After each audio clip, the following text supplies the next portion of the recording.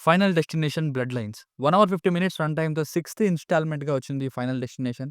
Year 2003 నుండి 2011 మధ్యలో 5 movies వచ్చాయి. అవన్నీ ఎప్పుడో చూసేసా. ఇప్పుడు 14 ఇయర్స్ తర్వాత వచ్చింది 'ఫైనల్ డెస్టినేషన్ బ్లడ్ లైన్స్' అనే చిత్రం. తెలుగు డబ్బింగ్ పర్ఫెక్ట్‌గా ఉంది. ఇన్‌ఫాక్ట్ ఎక్స్‌పీరియన్స్‌ని ఎన్హాన్స్ చేసింది కూడా. ఏదో టైమ్ పాస్‌కి వెళ్ళా. అన్‌ఫార్చునేట్‌లీ 60% హాల్ ఫుల్ అయిపోయింది. షాకయ్యా. ఒక తెలుగు డబ్బుడ్ ఫిల్మ్‌కి ఇలా రావడమని. ఇక చూసాక నాకైతే నచ్చింది guys movie. Morning 'mission impossible 8' చూసి డిసప్పాయింట్ అయ్యా.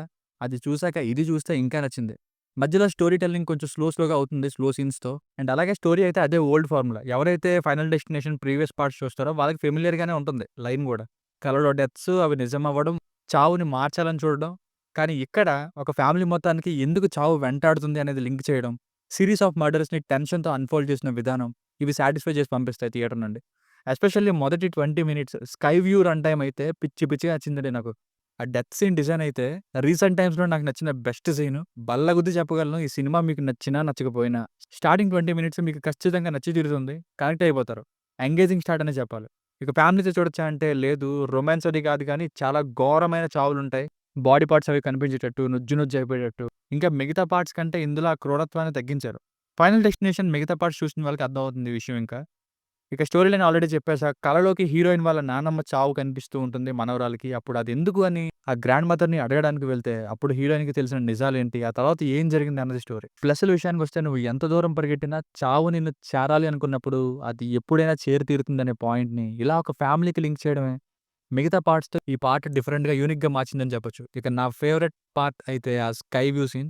నాకు ముందే ఈ 'ఫైనల్ డెస్టినేషన్' కాన్సెప్ట్ ఏంటో, ఈ మూవీస్ ఎలా స్టార్ట్ అవుతాయో తెలుసు, ఎలా ఫినిష్ అవుతాయో కూడా తెలుసు. సో, స్టార్టింగ్ నుండి టెన్షన్ మొదలైంది. అలాగే ఒక 20 మినిట్స్ మెయింటైన్ అయ్యి, సరైన సినిమాకొచ్చానురా అనే ఫీల్ అయితే తెప్పించింది. ఇక మ్యూజిక్ అయితే టెన్షన్ బిల్డ్ అవ్వడానికి భలే హెల్ప్ అయింది. సినిమాటోగ్రఫీ అదిరింది. పెర్ఫార్మన్సెస్ కూడా.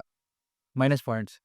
స్టార్టింగ్ 20 మినిట్స్ ఇంకా త్రూఔట్ మూవీలో మర్డర్స్ అన్‌ఫోల్డ్ అయ్యే సీన్‌లు అయితే చాలా బాగున్నాయి. కానీ మిగతా రన్ టైమ్‌లో ఏం జరుగుతుందో అని ఫాలో అయ్యే ఓపిక అయితే ఉండాలి. అండ్ అలాగే స్పూన్ ఫీడింగ్ లాగా కాకుండా జస్ట్ ఒక సింపుల్ డైలాగ్‌తో తేలిపోయేలా డీటెయిలింగ్ కోసం చెప్పేస్తారు. డెప్త్ లేకుండా అది కొంచెం కేర్‌ఫుల్‌గా ఫాలో అవ్వాలి. ఎమోషన్స్ కూడా ఇంకొంచెం ఎక్కువగా ఉంటే బావున్ను.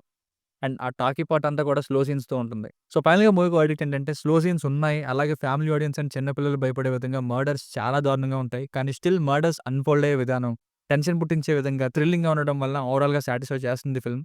It's a blood bath so good thriller but few slow scenes here and there. దీనికి రేటింగ్ వచ్చేసి ఇది నా ఒపీనియన్ 3.25/5. మీకు గనుక నా వర్క్ నచ్చినట్లయితే మరిన్ని రివ్యూస్ కోసం మన ఛానెల్‌ని సబ్స్క్రైబ్ చేసుకోండి. Thank you.